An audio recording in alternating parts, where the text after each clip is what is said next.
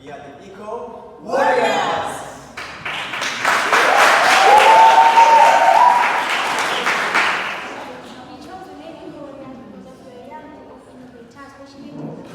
Protecting our planet. As Eco-Warriors, we believe that every action counts, whether it's reducing waste, saving energy, or designing creative solutions to environmental problems. Our goal is to use science, technology, and teamwork to make a positive difference in our community, to inspire others to take care of the earth. As Eco-Warriors, our mission is to create ideas that will help both people and the planet. We believe in teamwork, creativity, science can make a real difference, and that's what drives us every day.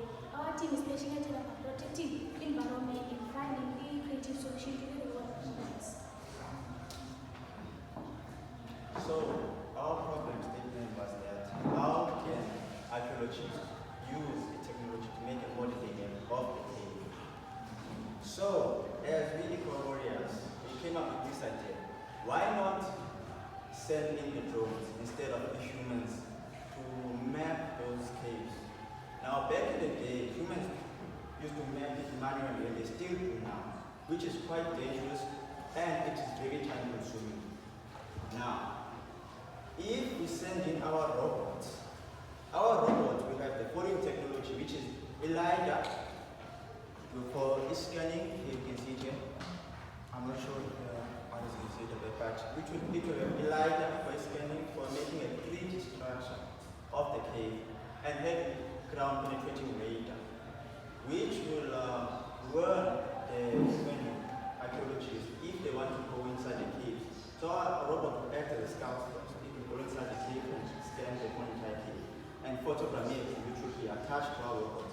Now, how can our robot take quality pictures without lights? As you all know, some caves are dark. Our robot or drone will be equipped with LED lights. Why LED lights? Because LED lights are eco-friendly. And as our robot descends further and further into the cave,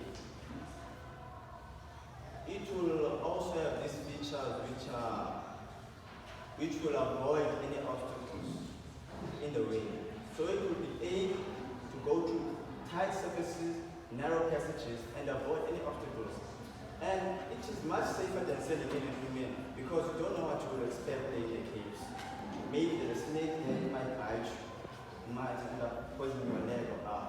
Now, our robot will also have sensors that detect oxygen levels, whether it is safe or not.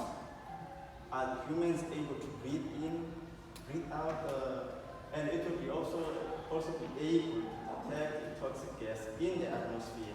Now, modern robots, there are robots that are like our robot. By the way, our robot is Aura. Aura, which is autonomous underground robotic assistant. Now, our robot has features that other robots that currently exist do not have, such as ground penetrating radar. Since other robots, we have researched that other robots only acquire at least 1 or 2. Our robot will have 3 or more sensors to acquire it as it goes deeper and deeper into the caves. So as it goes deeper and deeper into the caves, it will detect oxygen levels, toxic air, if there's a toxic gas in the air, and also it will detect the temperature. It will also have a ventilation system, since it must be kept cool in order for the battery to not die fast.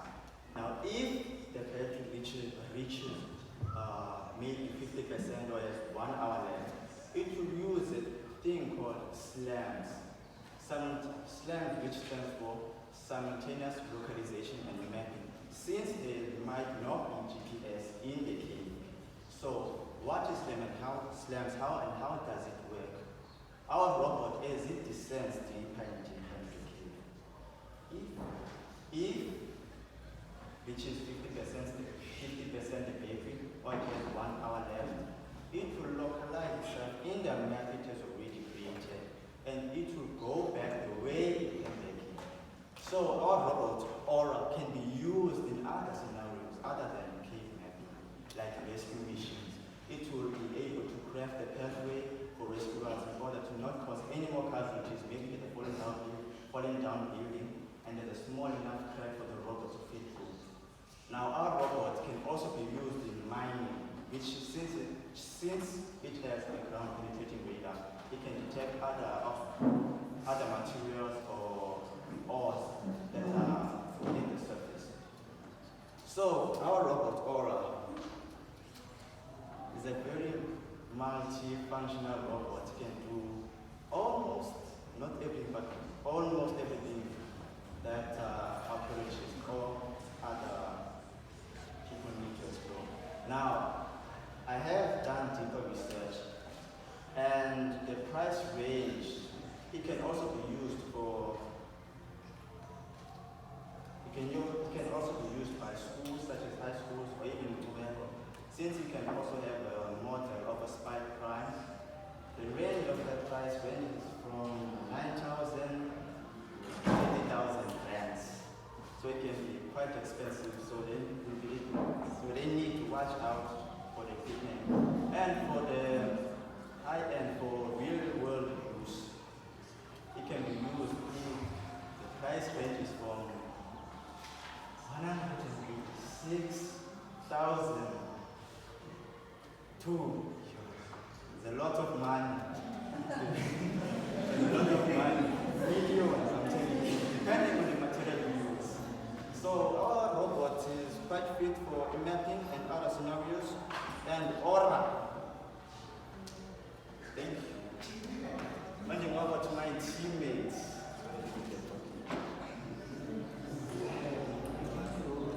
Okay. So Aura, solving yesterday's mysteries with tomorrow's tools. Thank you.